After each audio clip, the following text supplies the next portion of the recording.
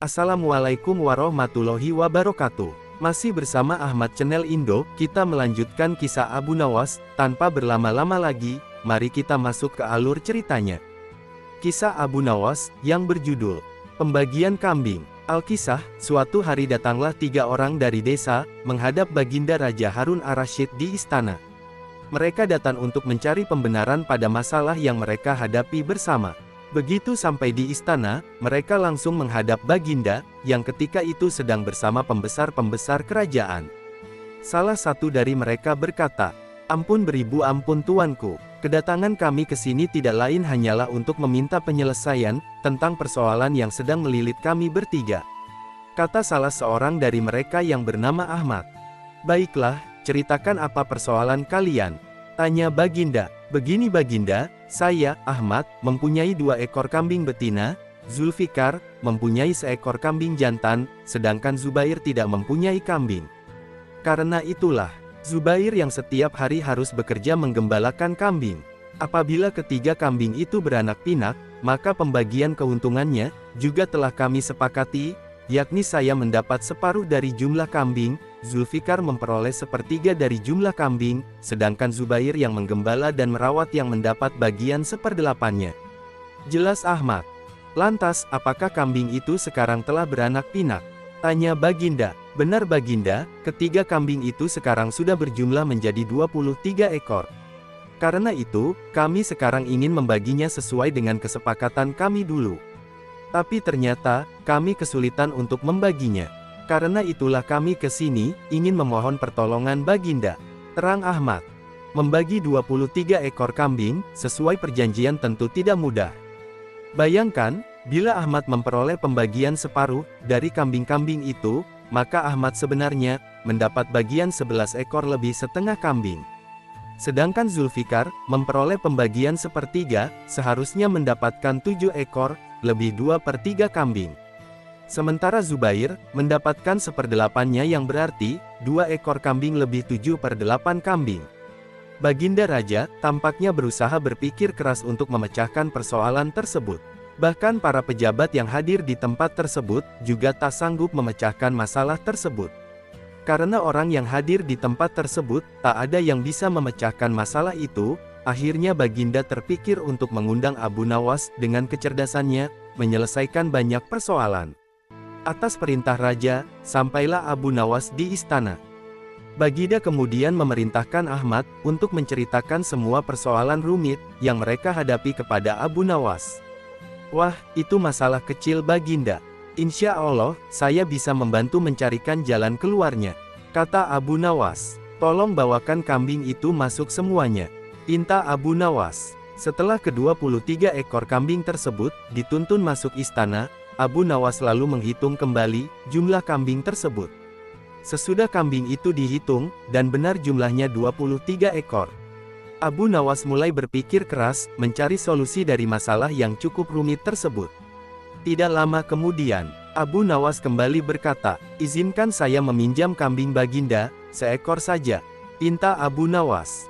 "Nah, sekarang saatnya saya akan membagi kambing tersebut, sesuai dengan porsi kalian saat perjanjian," kata Abu Nawas setelah menambahkan skor kambing milik Baginda Raja.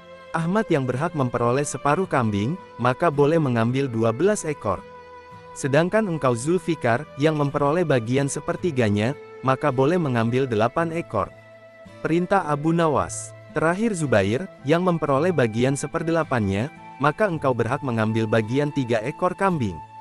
Sisa 1, karena saya tadi meminjam 1 ekor kambing milik Baginda, maka ini saya kembalikan lagi kambing tersebut," kata Abu Nawas. Masing-masing telah mendapatkan bagiannya. Semua merasa puas atas bantuan Abu Nawas, mereka pun berterima kasih, dan kembali ke rumah masing-masing. Tidak lupa Baginda pun turut berterima kasih kepada Abu Nawas atas bantuan Abu Nawas menyelesaikan persoalan rakyatnya. Kisah selanjutnya. Pada suatu hari, di hari Jumat, Abu Nawas yang ditunjuk menjadi imam, sekaligus khotib, untuk memberikan khutbahnya pada jamaah yang berhadir. Ketika waktu Jumat akan tiba, Abu Nawas segera bergegas menuju masjid. Tidak lama kemudian, suara azan pun berkumandang, tanda masuknya waktu Jumat. para jamaah berbondong-bondong menuju masjid untuk menunaikan sholat Jumat. Abu Nawas pun segera memulai khutbahnya. Cuaca hari itu sangat terik, banyak para jamaah yang tertidur ketika Abu Nawas sedang berkhutbah. Melihat banyak jamaah yang tertidur, Abu Nawas yang sedang berkhutbah tiba-tiba berteriak, "Api, api, api!" kata Abu Nawas dengan keras, mengejutkan semua jamaah. Spontan saja para jamaah yang tertidur terbangun kaget, menoleh kiri dan kanan, mendengar teriakan Abu Nawas itu. Sebagian malah ada yang hanya saling pandang, terbengong-bengong. "Di mana apinya? Di mana?" tanya para jamaah yang panik. "Api neraka, bagi mereka yang lalai dalam beribadah," jawab Abu Nawas, seraya melanjutkan khutbahnya. Mendengar perkataan Abu Nawas, baru para jamaah tersadar dan mengerti, dengan maksud Abu Nawas. Para jamaah pun mulai serius mendengarkan ceramah, khutbah dari Abu Nawas, dan kemudian melaksanakan ibadah sholat Jumat dengan khusyuk. Kisah selanjutnya, diuji jin. Al-Kisah. Selain memiliki kecerdikan, Abu Nawas juga dikenal memiliki kejujuran yang sangat besar. Adalah kaum jin, yang masih penasaran, dan belum percaya akan kejujuran Abu Nawas. Salah satu jin kemudian ingin menguji Abu Nawas. Suatu hari, Abu Nawas pergi ke hutan untuk menebang pohon, yang kemudian akan dijual, untuk biaya kebutuhan keluarganya. Seperti biasanya, ia membawa sebuah kapak tua kesayangannya, yang akan digunakan untuk menebang. Karena tidak hati-hati ketika bekerja, kapaknya tersebut terlepas dari tangannya, lalu terjatuh entah di mana. Abu Nawas pun segera mencari-cari, namun tidak kunjung menemukannya. Ia pun duduk-duduk merenung, dengan perasaan sedih. Karena hanya memiliki satu kapak, ia pun merasa sangat sedih karena tidak bisa melanjutkan pekerjaannya. Dalam perasaan yang sangat sedih itu, tiba-tiba datanglah jin, yang menyamar menjadi seorang laki-laki berbaju putih. Jin itu datang dan menggoda Abu Nawas, yang kondisinya mulai labil. "Hai Abu Nawas, kenapa kamu terlihat sedih sekali?" tanya jin. "Iya Pak, kapakku telah jatuh ke jurang, jadi aku tidak dapat melanjutkan pekerjaanku lagi. Padahal itu adalah satu-satunya kapak yang aku miliki," jawab Abu Nawas sedih. "Oh begitu, saya akan bantu untuk mencarikannya untukmu," kata jin. Sang jin pun mencari-cari, ke sana-sini sekitar tempat Abu Nawas menebang pohon tadi. Pada waktu itulah, kesempatan jin untuk menguji Abu Nawas. Terbersit di benak jin, untuk memberikan kapak yang lain, yang terbuat dari emas. Jin itu ingin mengetahui apa reaksi Abu Nawas nantinya. "Wahai Abu Nawas, apakah ini kapakmu?" tanya jin sambil menunjukkan kapaknya. "Bukan, kapak saya jelek," jawab Abu Nawas. Sesaat kemudian jin kembali mencari-cari, dan selanjutnya kembali menunjukkan kapak kedua, yang terbuat dari perak kepada Abu Nawas. "Bukan, itu bukan kapak saya," jawab Abu Nawas menolak. Jin itu pun mulai salut, atas sikap Abu Nawas yang jujur. Jin itu berkata, "Hai Abu Nawas, kenapa kamu ini begitu jujur, kapak yang lebih bagus dari kepunyaanmu?" tanya jin. "Pak, sesungguhnya aku sangat bersyukur, atas apa yang aku miliki. Aku tidak ingin mendapatkan sesuatu yang bukan hakku. Bagiku, kapak yang jelek itu adalah milikku. Dengan kapak itulah aku bisa bekerja, secara halal dan mendapatkan kayu untuk aku jual," jelas Abu Nawas.